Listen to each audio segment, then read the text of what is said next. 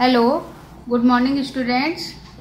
आज अपने ये वाला चैप्टर भी ख़त्म हो जाएगा, फिर केवल एक चैप्टर अपना रह जाएगा, फोर्थ वाला, केमिकल कंट्रोल वाला।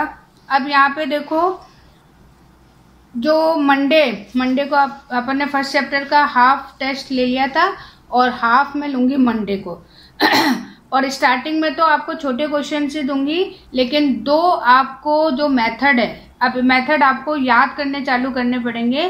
तो दो मेथड आपको मैं दे रही हूँ, एक तो पिडिगिरी वाला दे रही हूँ और एक बल्क वाला दे रही हूँ, यानी कि वंशावली और पुंज। वो दोनों मेथड जो है आपको याद करने हैं और उसमें से कोई एक मेथड आपको फुल जैसे टेबल में लिखा होता है बिल्कुल वैसे के वैसे लिखना है। तो इस तरीके से अब आपके पास में टाइम है तो 2 दिन में आप ये काम कंप्लीट कर लो।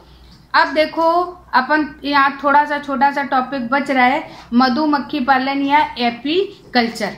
अब ये देखो, इसमें क्या है कि वैसे तो नॉर्मली होते ही हैं, लेकिन अब यहाँ पे थोड़ा आर्टिफिशियल है और उसमें मैं देखो आपको डायग्राम भी दे रही हूँ कि किस तरीके से जो है एक डिब्बा बनाया जाता है मधुमक्खी का और उसके अंदर उन मक्खियों को पाला जाता है। ये जो डब्बा है, इस डब्बे में ये मान के चलिए कि बिल्कुल बंद नहीं होता है, कुछ जगह जगह इसमें खुली हुई होती है, जिससे कि जो वर्कर्स हैं वो वर्कर्स जो है आसानी से बाहर निकल सके या अंदर आ सके, क्योंकि पोलन उन्हें ही लाना है, तो इसलिए जो है होता है। अब देखो, सबसे पहले जो बॉक्स है वो बॉक्स 2 पार्ट्स में डिवाइड होता है, 1/4 और 3/4। जो 1/4 पार्ट होता है वो ऊपर होता है और उसमें जो है हनी या शहद को इकट्ठा किया जाता है, और जो 3/4 पार्ट होता है वो नीचे होता है, जिसमें सारे जो है चाहे उसके बच्चे हों या फिर हनी जो खुद क्वीन होती है वो वहाँ पर इकट्ठे होते हैं। तो यहाँ पे अब सबसे पहले जो दोनों पार्ट्स हैं, ऊपर वाला और नीचे वाला, उसके बीच में एक नेट लगी रहती है और उस नेट का छेद इतना रखा जाता है जिसमें वर्कर आसानी से आ जा सके।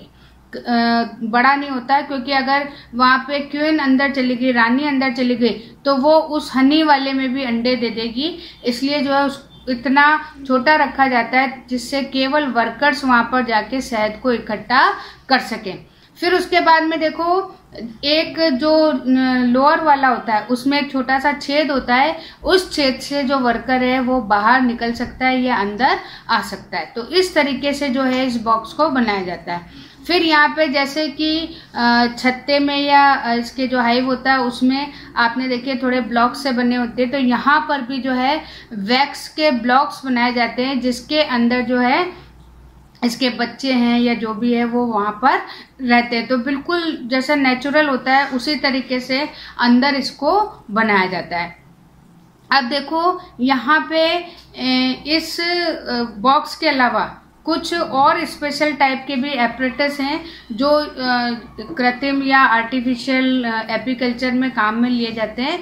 जैसे सबसे पहला है सिर ढकने वाली जाली। तो ये जो आपको एक मैं डायग्राम ये फोटो दिखा रही हूँ, तो देखिए किस तरीके से इसने पूरे अपने हेड की तरह इसको ढक रखा है, ताकि उसे जब वो काम करे तो उसे मक्खी वगैरह काटे नहीं। ठीक है, तो ये बिल्कुल इसमें नेट लगी हुई होती है, एक टोपी टाइप सी होती है इसमें। फिर है रबड़ के दस्ताने। नॉर्मल है कि जब अपन काम कर रहे हैं तो उनको अपने से इन्फेक्शन नहीं हो, अपने को उनसे इन्फेक्शन नहीं हो, तो उसके लिए जो है इस तरह के हैंड ग्लव्स या रबड़ के दस्ताने पहने जाते हैं। फिर उसके बाद में स्मोकिंग इक्विपमेंट या धुआं यंत्र, उनको हटाने के लिए, क्योंकि वहाँ पर वो नहीं रहे, तो उसके लिए जो एक छोटा सा डिब्बा होता है और वो डिब्बे के अंदर जो है धुआं करके छोड़ा जाता है, कोई चीज़ जला के छोड़ी जाती है ताकि उसमें से मक्खियाँ वहाँ से हट सके। फिर है लोहे की चपटी प्लेट या इसको स्क्रैपर बोलते हैं, और ये जो है कहाँ पर होती है, जो बॉक्स है उस बॉक्स के सबसे नीचे रहती है, और इस तरीके से वो सफाई वगैरह जो है उसके लिए यहाँ पर कि निकाल ली, साफ करी, वापस से उसमें डाल दी ताकि गंदगी उसमें नहीं रहे। फिर उसके बाद में चाकू या नाइफ।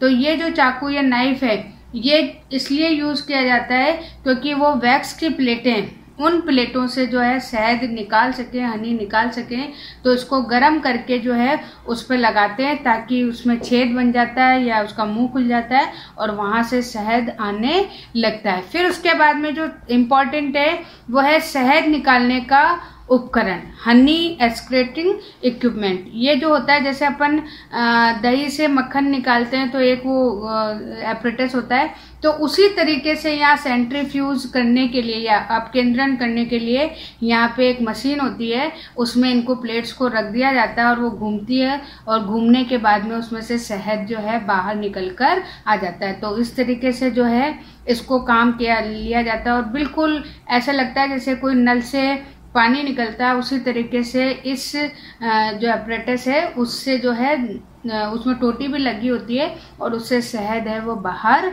निकलता है। तो इस तरीके से ये छोटा सा एक टॉपिक है।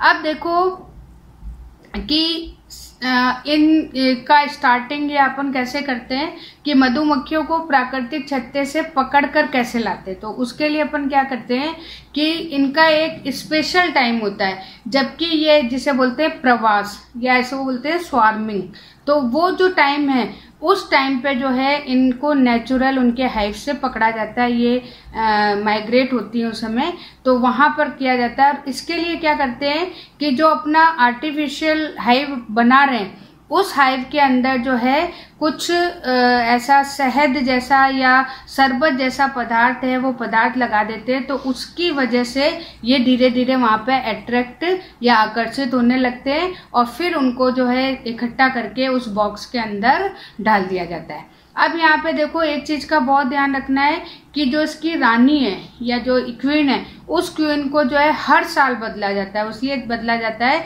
क्योंकि एक बार अगर रानी अंडे दे देती है तो धीरे धीरे वो ओल्ड हो जाती है, इसलिए जो है हर साल जो है नई रानी को यहाँ पर लाया जाता है। फिर उसके बाद में अब देखो कि अगर जैसे मान लीजिए कि फ्लावरिंग कम हो रही है या और कोई वजह जिसकी वजह से उनको खाना नहीं मिल रहा है, तो उसमें जो है आर्टिफिशियली एक शरबत सा बना के बच्चों को सबको दिया जाता है ताकि वो आसानी से वहाँ रह सकें। और ये जो शरबत है, इस शरबत में 2 पार्ट्स तो होते हैं शुगर के और 1 पार्ट होता है वाटर का। तो इस तरह से एक सॉल्यूशन सा बना के उनको दिया जाता है ताकि वो अपना काम कर सकें। तो ये इस तरीके से जो है यहाँ पे करते हैं। अब जो लास्ट टॉपिक है कि इसका एपीकल्चर क्यों किया जाता है, तो एक तो अपने को पता ही कि हनी मिल रहा है, अभी प्रोडक्शन बहुत तगड़ा हो रहा है, उसके बाद में जो वैक्स है वो अपने को यहाँ पे मिलता है। तो अब ये जो प्रोसेस है, इस प्रोसेस में के साथ साथ हमारे पास में एनवायरनमेंट से भी इसको बहुत ज़्यादा फायदा कि पॉलिनेशन है वो पॉलिनेशन इसमें होता है। अब देखो यहाँ पे जो वर्कर्स होते हैं उन वर्कर्स के जो पीछे वाली टांगे होती है, लेग होते हैं, उनके पास उनकी जो स्ट्रक्चर है वो कैसी होती है, ब्रश की तरह। तो वो क्या करते हैं कि जब किसी फ्लावर पे बैठते हैं तो उसके ऊपर क्या लग जाते हैं, उस फ्लावर के पोलन ग्रेन्स लग जाते हैं, और जब वो दूसरे फ्लावर पे जाते हैं तो वो पोलन ग्रेन वहां पे छूट जाते हैं। तो इस तरीके से जो है एक क्रॉस पॉलिनेशन में काम कर रहे हैं। और ये मान के चलिए कि क्रॉस पॉलिनेशन में 80% जो है वो किसके थ्रू होता है, इंसेक्ट, या इंसेक्ट में भी क्या, मधुमक्खी। तो 80% पॉलिनेशन किसके थ्रू होता है, हनी बी या इंसेक्ट के थ्रू। तो ये सबसे इम्पोर्टेंट चीज है क्योंकि क्रॉस पॉलिनेशन है वो वेरिएशन के लिए, विविधता के लिए बहुत ज्यादा आवश्यक है। दूसरा जो इम्पोर्टेंट है, हालांकि इससे रिलेटेड ही है, कि इस क्रॉस पॉलिनेशन में सबसे ज्यादा इम्पोर्टेंट क्या है कि नई नई वेराइटीज बनती है, हाइब्रिड्स बनते हैं, संकरित वैरायटी बनती है जो कि एनवायरनमेंट के लिए अनुकूल होती है, अडेप्टेड करता है। जैसे धीरे धीरे जो है एनवायरनमेंट भी अपने में चेंज करता है तो इन वेराइटीज में भी क्या होता है, चेंज होता है। तो ये दो हैं, एक तो नॉर्मल पॉलिनेशन, लेकिन दूसरा जो है कि इस पॉलिनेशन से जो है अच्छी वैरायटी के, या आप कह सकते हो डिजायर कैरेक्टर वाले जो है हमारे पास में क्रॉप्स है वो तैयार होती है। तो ये आज आपका चैप्टर कंप्लीट हो गया। मैंने आपको मंडे का टेस्ट बता दिया है। मंडे को आपको फर्स्ट चैप्टर का जो बचा हुआ पार्ट है हाइब्रिडाइजेशन के बाद वाला वो तैयार करना है, और उसमें 2 मेथड प्री डिग्री वाला और बल्क मेथड में से कोई एक मेथड में आपको पूरा टेबल समेत आपको याद करके लिखना है। इस तरह से दो दो आप मेथड याद करते चलोगे तो आपको दिक्कत नहीं होगी। ठीक है, ओके, थैंक यू।